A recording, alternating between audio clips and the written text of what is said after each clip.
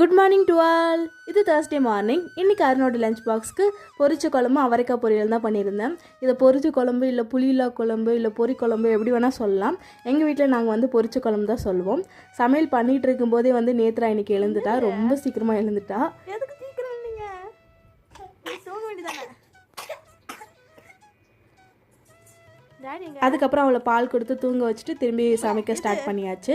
இது வந்து வெங்காய தக்காளியெல்லாம் வதக்கிட்டு அது கூட வந்து முருங்கைக்காய், கத்திரிக்காய், உருளைக்கிழங்கு சேர்த்துக்கணும். கண்டிப்பாக வந்து முருங்கைக்காய் சேர்த்துக்கணும், அப்போ தான் டேஸ்ட் நல்லாயிருக்கும்.